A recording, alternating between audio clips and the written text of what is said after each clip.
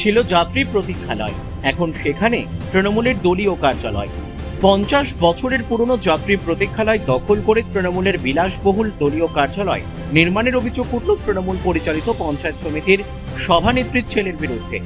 অবৈধ নির্মাণ ভেঙে পুনরায় যাত্রী প্রতীক্ষালয় গড়ে তোলার দাবিতে বিক্ষোভে সামিল হলেন গ্রামবাসীরা। এই ঘটনায় ব্যাপক চাঞ্চল্য ছড়ালো মালদার চাঁচলের মকদমপুর এলাকায়। মালদার চাঁচলের মকদম এলাকায় রাস্তার ধারে প্রায় 5 দশক আগে সাধারণ যাত্রীদের সুবিধার জন্য একটি যাত্রী প্রতীক্ষালয় নির্মাণ করা হয়েছিল। অভিযোগ 2 বছর আগে সেই প্রতীক্ষালয় দখল করে সেখানে বিলাসবহুল তৃণমূলের দলীয় কার্যালয় তৈরি করা হয়েছে। গ্রামবাসীদের অভিযোগ, এই কার্যালয়টি চাঁচল 1 নম্বর তৃণমূলের পঞ্চায়েত সমিতির সভানেত্রী অঞ্জনা সাহার ছেলে অশোক সাহার উদ্যোগেই তৈরি হয়েছে।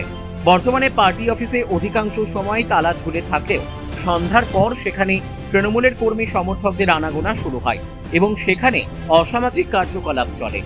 ফলে সাধারণ মানুষের মধ্যে আতঙ্কের পরিবেশ তৈরি হয়েছে। অবিলম্বে এই অবৈধ নির্মাণ ভেঙে আগের মতো যাত্রী প্রতীক্ষালয় পুনর্নির্মাণের দাবিতে বিক্ষোভ দেখালেন গ্রামবাসীরা। অন্যদিকে নিজের বিরুদ্ধে ওঠা সমস্ত রকম অভিযোগ অস্বীকার করেছেন তৃণমূলের চাঁচল 1 নম্বর পঞ্চায়েত সমিতির সভানেত্রীর ছেলে অশোক সাহা। তার দাবি, এটা আমি সিভিক ভলেন্টিয়ারদের বসার জন্যই বানিয়েছি। বর্তমানে কোনো সিভিক ভলেন্টিয়ার সেখানে থাকেন না, এই কথা তিনি স্বীকার করে নিয়েছেন।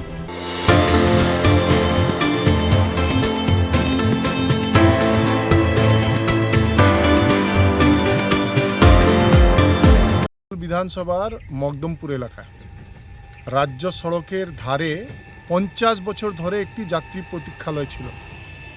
বিগত 3-4 বছর আগে তৃণমূল কংগ্রেসের আমলে তৃণমূল কংগ্রেসের পঞ্চায়েত সমিতির ছেলে সেই প্রতীক্ষালয়কে পার্টি অফিসে পরিণত করে।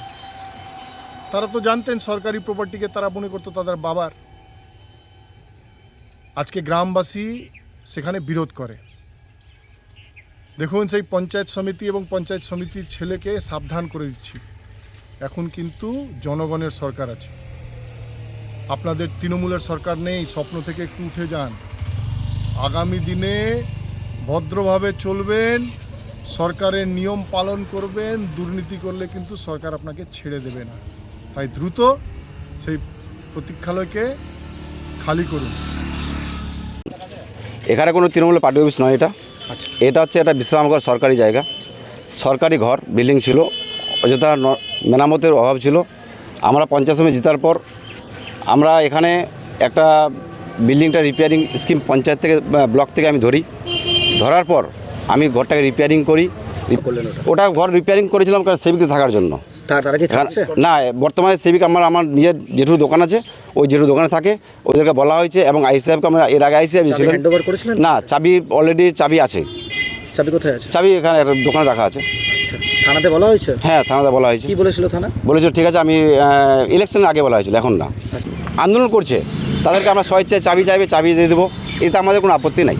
সপ্তাহে ক্ষমতার অপব্যবহার করে এটা করেছে, গা জড়ি করে। প্রথমে আমাদের মকদমপুরবাসীকে বলা হয়েছিল এটা একটা প্রশাসনের মাধ্যমে সেভিককে বসানো হবে এবং মকদমপুরের সর্বত্র সিসি ক্যামেরা, সিসি অপারেটর হিসাবে এই রুমটা ব্যবহৃত হবে। কিন্তু কোনো কিছু না হয়ে শুধুমাত্র হয়েছে পার্টি অফিস। কার পার্টি অফিস? টিএমসির পার্টি অফিস। এটা কি বিশ্রামাগার ছিল? হ্যাঁ, এটা বিশ্রামাগার ছিল। আমরা ছোট অবস্থায় দেখেছি এটা বিশ্রামাগার। আজ থেকে 3 বছর আগে থেকে আর বিশ্রামাগার নাই, উধাম। এটা কি হয়েছে এখন? এখন টিএমসি পার্টি অফিস। বলছি, কারা এই টিএমসির পার্টি অফিস তৈরি করলো? স্থানীয় টিএমসি নেতারা, সভাপতির ছেলে অশোক সাহা এখানে মেনভাবে যুক্ত আছে। ওরই মদতে হয়েছে। ও প্রথমে আমাদেরকে বলেছিল এটা সেবিকের ঘর হবে, সেবিক দিয়ে সর্বত্র সিসি ক্যামেরা লাগানো হবে এবং মকদমপুরের পাহারার ব্যবস্থা হবে। আজ অবধি কিছুই হয়নি, এটা শুধু পার্টি অফিস হয়েছে। এখানে রাত্রেবেলা মদের আসর বসতো, এটা পার্টি অফিসেই পরিণত হয়েছে। এখন কি দেখা যাচ্ছে মদের আসর? এখন তো যতদিন থেকে বিজেপি জিতেছে এটা বন্ধ হয়ে আছে। আপনারা কি চাইছেন? আমরা এটা বর্তমানে যেরকম পূর্বে যেরকম ছিল, বিশ্রামাগার ছিল, সেই বিশ্রামাগারেরই দাবি করছি।